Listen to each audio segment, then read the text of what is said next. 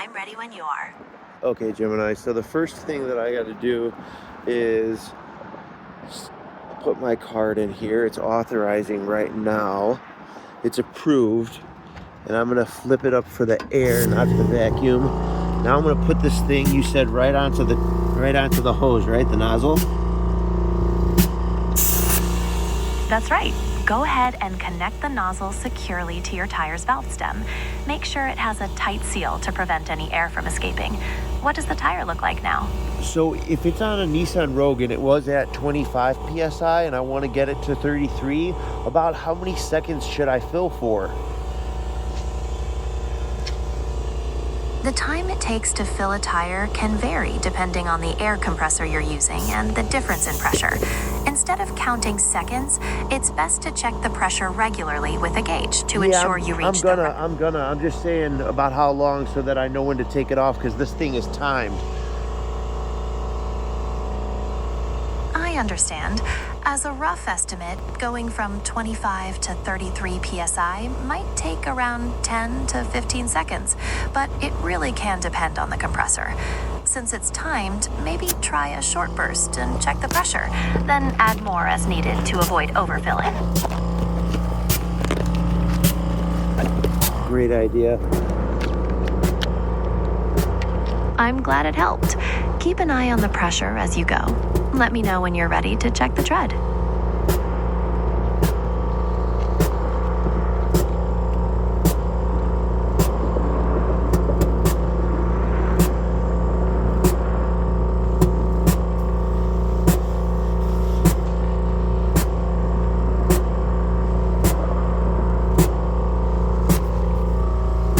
Ooh boy, you're right. Thank God I took it out when you said.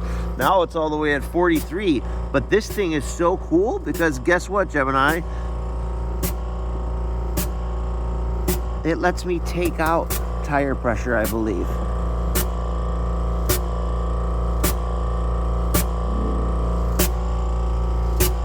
That's a really handy feature to have. It should make getting the pressure just right much easier. So with this Air Moto, yeah, because now it's at 43.5 PSI, way too much. How now, thank God you told me to take it off when you did. I would have kept it on there.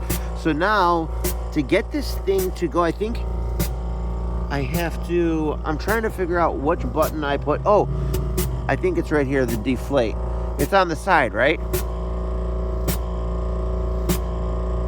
Yes, that's right. The deflate button should allow you to release the excess pressure slowly. Just press and check the gauge frequently.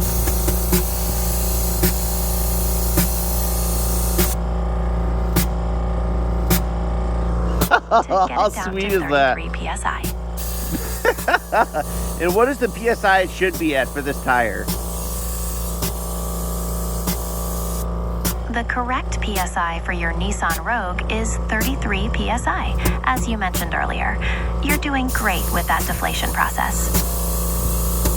I can't believe it filled up that fast with this air compressor.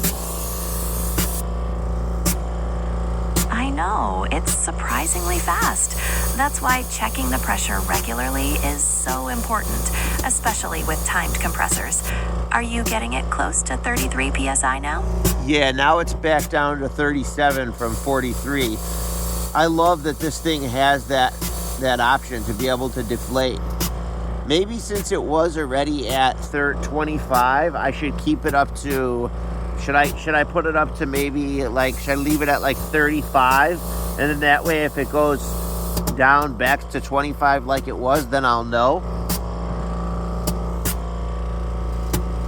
Keeping it at 35 psi could be a good safety margin, yes, especially if you're concerned about the pressure dropping.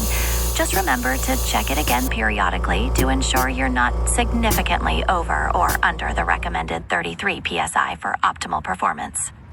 Perfect, yeah.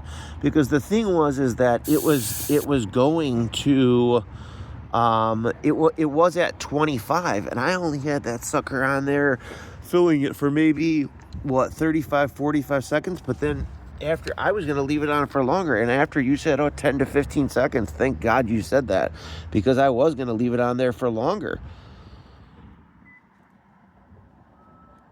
I'm really glad that helped you. It's always better to be cautious and check multiple times. Now that you have the pressure where you want it, is there anything else you'd like to check on the tire, like the tread?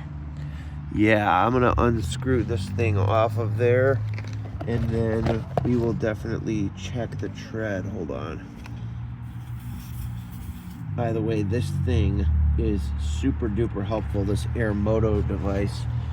My mom's friend gave it to me for my birthday or for Christmas. So now it feels a lot better too. But now looking at, when I am going to go ahead and look at the tread, what is it that I should be checking for to see if, ooh, you know what? Look at that little sucker. That looks more like a stone though than a nail head or anything like that.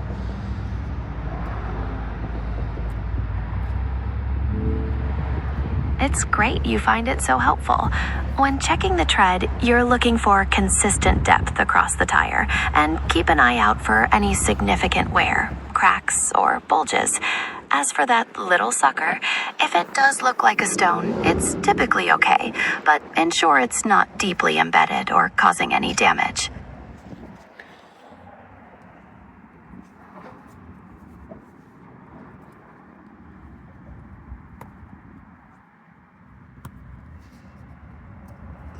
There is something down here that looks more like a stone as well. I guess I'll roll the tire over. Well, thank you for the help, Gemini. You probably just saved me from exploding my tire. Just out of curiosity, around what PSI would the tire fully pop at? You're very welcome, Trevor. It's good you caught that. To answer your question, the exact pressure where a tire might pop can vary based on the tire's condition, size, and manufacturing, but it tends to be much higher than the levels you were approaching, often well above 50 or even 60 psi. Is there anything else you'd like to know about tire safety? Well, if it was getting that high to the point of a potential pop, would there be a time when that machine might, like, naturally shut it off, stop it? Or no, because it doesn't know what you're filling up? Some advanced compressors might have safety features, but most timed ones don't necessarily detect the specific pressure in your tire or have the ability to shut off before a dangerous level. That's why manual checks are so crucial, just like you did. Yeah, and I love this thing, this little Air Moto thing. And I guess since I have my second charger, I'll charge it up too in the car, just to make sure that I have it, just in case if I'm on the road or something, if on the highway, if it goes way down again, and then I have this thing to pump it up a bit.